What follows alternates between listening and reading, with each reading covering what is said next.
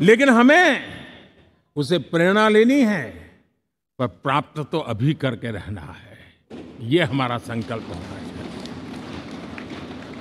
आज हमारे देश का नौजवान खेल जगत के अंदर दुनिया में हमारी पहचान बना रहा है। टियर 2, टियर 3 सिटी से, गांव, गरीब परिवारों से, गांव से देश के नौजवान, देश की बेटे बेटियां आज खेलकूद के जगत जीवन में हमारा नाम रोशन कर रही है। लेकिन देश चाहता है और देश का संकल्प होना चाहिए कि अब खेलकूद के हर पोडियम पे हमारा तिरंगा भी लहराता होगा।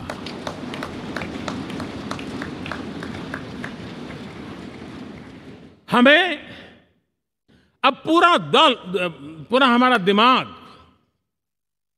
क्वालिटी पर फोकस करना ही होगा, ताकि हम विश्व की आशा अपेक्षाओं के अनुकूल और भारत के सामान्य मानव के जीवन में भी क्वालिटी ऑफ लाइफ के प्रति जो एस्पिरेशन बढ़ा है, उसको हम एड्रेस कर पाए। और जैसे मैंने कहा कि हम भाग्यवान हैं कि हम उस समय काम कर रहे हैं जब समाज अपने आप एक एस्पिरेशनल सोसाइटी है। हमारा और भी एक भाग्य है कि हम उस समय हैं जब हिंदुस्तान युवा देश है। हम दुनिया में सबसे ज्यादा जन आबादी वाला तो देश बने ही हैं, लेकिन सबसे बड़ी आबादी, उसमें भी सबसे युवा, ये पहली बार हुआ है।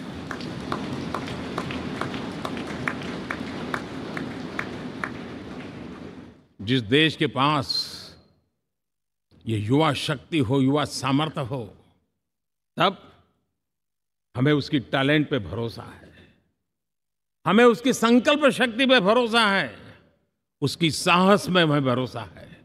और इसलिए हम चाहते हैं कि दुनिया में भारत का युवा अग्रिम पंक्ति में नजर आना चाहिए। वो स्थिति पैदा होनी चाहिए। आज पूरी दुनिया को स्किल मैन पावर की बहुत बड़ी जरूरत है, और भारत विश्व की इस आवश्यकता की पूर्ति के लिए अपने आप को सज्ज कर सकता है और उन आवश्यकताओं को पूरी कर करके दुनिया में अपनी एक जगह भी बना सकता है।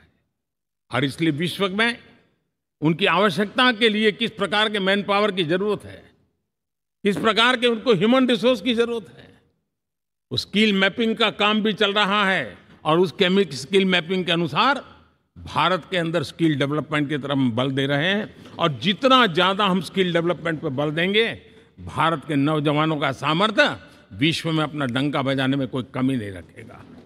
और हिंदुस्तानी जहां गया है उसने अच्छाई की छाप छोड़ी है, कुछ कर गुजरने की छाप छोड़ी है। ये सामर्थ्य हमारे अंदर पहले से पड़ा हुआ है, और हमारे पहले जो लोग गए हैं उन्होंने इससे छवि भी बना के रखी हुई है। आपने देखा होगा पिछले दिनों करीब 150 नर्सिंग कॉलेज एक साथ खोलने का निर्णय किया। पूरे दुनिया में बहुत बड़ी रिक्वायरमेंट है नर्सिंग की। हमारी बहन, हमारी बेटियां, हमारे बेटे उस क्षेत्र में दुनिया में पहुंच सकते हैं, आसानी से पहुंच सकते हैं। पूरे विश्व की जरूरत है, और ये तो मानवता का काम है जिसमें हम पीछे नहीं रहेंगे। आज मेडिकल कॉलेजेस का इतना व्यापक रूप से निर्माण, देश की आवश्यकता तो पूरी करनी ही करनी है, दुनिया की आवश्यकताओं में भी योगदान दे सकते हैं। कहने का तात्पर्य यही है, हर छोटी चीज पर बारीकी से ध्यान देते हुए, उस पर अपना ध्यान केंद्रित करते हुए हमें आगे बढ़ना है। हमें भविष्य के लिए सही समय पर सही फैसले भी लेने होते हैं। हम फैसलों को टाल नहीं सकते। हम राजनीतिक लाभ नुकसान के गणा भाग के अंदर अपने आप को बंधित नहीं बना सकते हैं। हमें तो देश के एस्पिरेशन के लिए हिम्मत के साथ नए निर्णय करने होते हैं। आज सोलर पावर के सफल मूवमेंट्स हमारी भावी पीढ़ी के लिए एनर्जी क्राइसिस से मुक्ति की गारंटी दे रहा है। आज मिशन हाइड्रोजन आने वाले दिनों में जो एनवायरनमेंट की चिंता है, जो टेक्नोलॉजी में बदलाव आ रहा है, उसके समाधान का रास्ता देने का सामर्थ्य रखती है। आज हमारा सेमीकंडक्टर जिस प्रकार से जीवन चलाने में हमारे हृदय की ज़रूरत रहती है, वैसे ही आज हमारी टेक्नोलॉजी चिप्स के बिना चल नहीं सकती और सेमीकंडक्टर उसके लिए बहुत अनिवार्य हैं। उस दिशा में हम आगे जा कर के इलेक्ट्रॉनिक मैन्युफैक्चरिंग में कोई रुकावट ना आए और जीवन कहीं अटक न जाए, उसलिए एक बहुत बड़ी मात्रा में हम काम कर रहे हैं। जल जीवन मिशन, हर जिले में 75 अमृत सरोवर, हमारी भावी पीढ़ी को, हमारे बच्चों के भी बच्चे, उनको कभी पानी के बिना तरसना न पड़े, इसकी चिंता हम आज कर रहे हैं। विश्व के बाजार में हमारा हर व्यापार कारोबार पहुंचे, कॉम्पिटिटिव ताकत के साथ खड़ा रहे, लॉजिस्टिक सिस्टम को और अधिक कम खर्च वाला बनाना, एफिशिएंट बनाना, उस दिशा में हम बहुत नीतियां लेकर के चल रहे हैं। आज समय की मांग है कि भारत का एक ऐसा भारत का हम निर्माण करें। नॉलेज, इनोवेशन, ये समय की मांग है और दुनिया में हमें अग्रिम पंक्ति में जाने का ये रास्ता भी है। और इसलिए पिछले हमने समय नेशनल एजुकेशन पॉलिसी के साथ साथ टेक्नोलॉजी के बढ़ावे के लिए हमने रिसर्च और इनोवेशन का एक कानून भी पारित किया है, ताकि हमारे देश के नौजवानों को इस इनोवेशन के और चंद्रयान 3 की सफलता के बाद देश के नौजवानों के मन में विज्ञान की तरफ आकर्षण बढ़ रहा है। हमें मौका गंवाना नहीं है।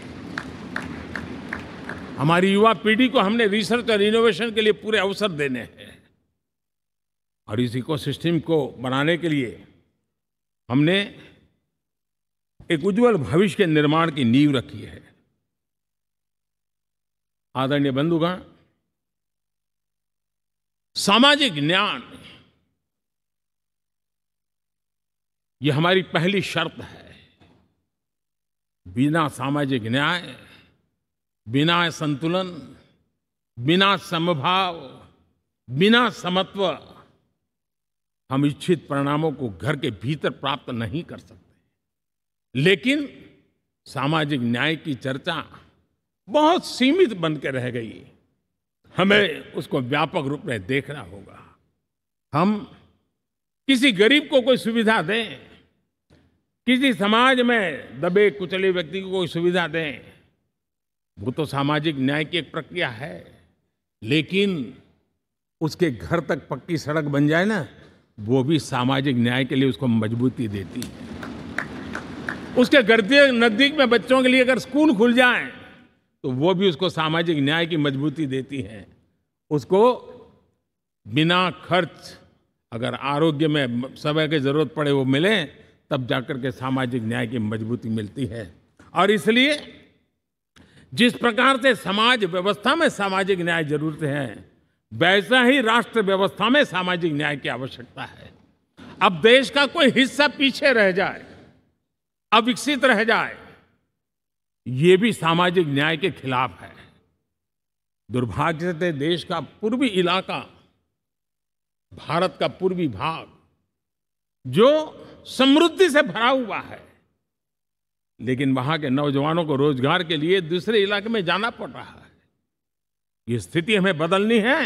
हमारे देश के उस पूर्वी भाग को, इलाका को समृद्ध बना करके सामाजिक न्याय की मजबूती भी हमने देनी है।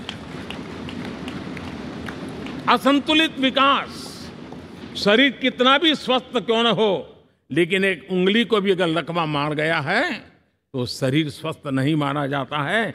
भारत कितना ही समृद्ध हो, लेकिन कोई अंग उसका दुर्बल रह जाए तो भारत समृद्धि में पीछे है, मानना पड़ेगा। और इसलिए हम सर्वांगीण विकास के पक्ष में, सामाजिक न्याय की उस ऊंचाई को प्राप्त करने के पक्ष में, दिशा में हमें आगे बढ़ना है। चाहे पूर्वी भारत हो, चाहे नॉर्थ ईस्ट हो, हमें उन चीजों को प्राप्त करना। और उसी लिए जो रणनीति कितनी सफल हुई है, 100 एस्पिरेशनल डिस्ट्रिक्ट पर विशेष काम किया, नौजवान अफसरों को लगाया गया, एक स्ट्रेटेजी बनाई गई आज दुनिया उस मॉडल की चर्चा कर रही है और आज 100 डिस्ट्रिक्ट देश के कोने कोने में जो पीछे माने जाते थे, उसको बोझ मान लिया गया था।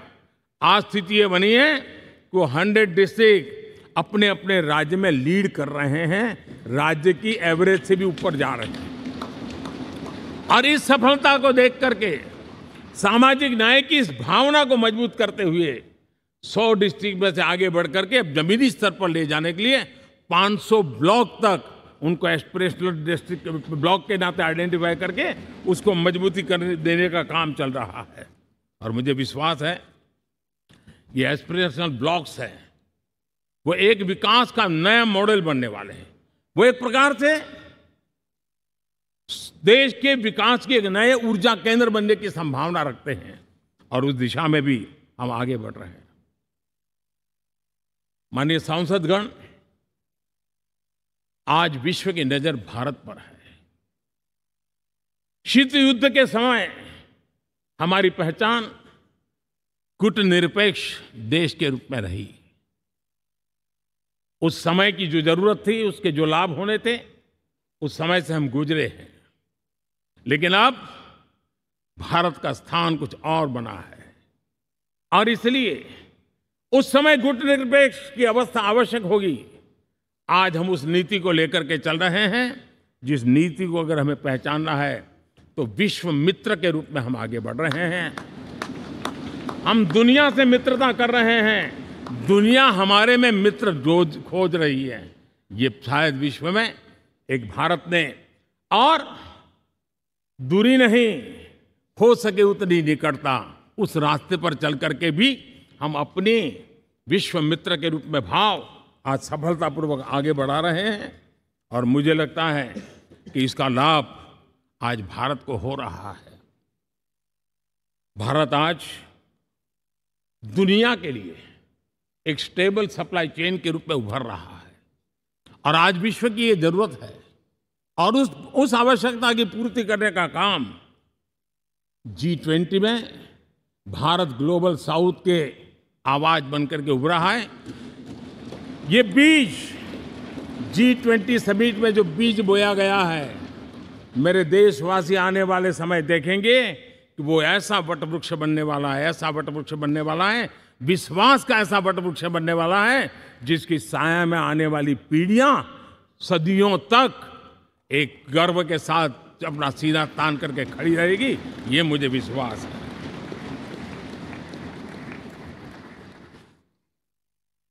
इस G20 में एक बहुत बड़ा काम हमने किया है, बायोफ्यूल अलायंस का। हम विश्व के नेतृत्व करते रहे, दिशा दे रहे हैं और विश्व को बायोफ्यूल अलायंस में दुनिया के सभी देश देखते ही देखते उसकी सदस्यता ले रहे थे और एक बहुत बड़ा आंदोलन खड़ा होने जा रहा है और जिसका नेतृत्व ये हमारा भारत कर रहा है। छोटे छोटे महाद्वीप, उनके साथ भी आर्थिक कॉरिडोर बनाने की दिशा में हमने बड़ी मजबूती के साथ कदम उठाए हैं। आदरणीय बंधुगण, आदरणीय उपराष्ट्रपति जी, आदरणीय स्पीकर महोदय, आज हम यहां से विदाई लेकर के नए भवन में जा रहे हैं, संसद के नए भवन में बैठने वाले हैं और ये शुभ है, गणेश चतुर्थी के दिन बैठ रहे हैं।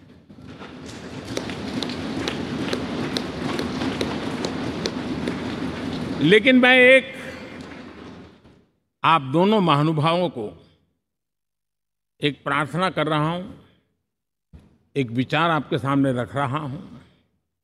मैं आशा करता हूं कि आप दोनों मिलकर के उस विचार पर जहां भी जरूरत पड़े मंथन करके कुछ निर्णय अवश्य कीजिए।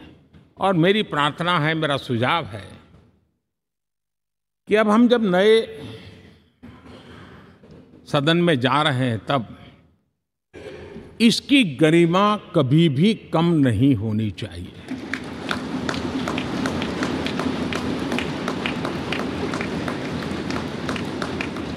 इसे सिर्फ पुरानी पार्लियामेंट कह करके छोड़ दें ऐसा नहीं होना चाहिए। और इसलिए मेरी प्रार्थना है कि भविष्य में अगर आप सहमति दे दोनों महानुभाव, तो इसको संविधान सदन के रूप में जाना जाए।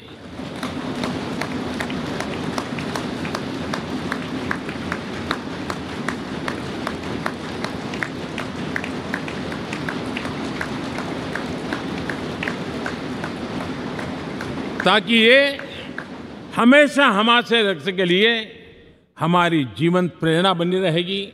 और जब संविधान सदन कहेंगे तब उन महापुरुषों का याद भी उसके साथ जुड़ जाएगी जो कभी संविधान सभा में यहाँ बैठा करते थे, गणमान्य महापुरुष बैठा करते थे। और इसलिए भावी पीढ़ी को ये तोहफा भी देने का अवसर हमें जाने नहीं देना चाहिए। मैं फिर एक बार इस पवित्र भूमि को प्रणाम करता हूँ। यहाँ पर जो तपस्या हुई है, जन कल्याण के लिए संकल्प हुए हैं, इसको परिपूर्ण करने के लिए 7 दशक से भी अधिक समय से जो पुरुषार्थ हुआ है, उन सबको प्रणाम करते हुए मैं मेरी वाणी को विराम देता हूँ और नए सदन के लिए आप सबको शुभकामनाएं देता हूँ। बहुत बहुत धन्यवाद।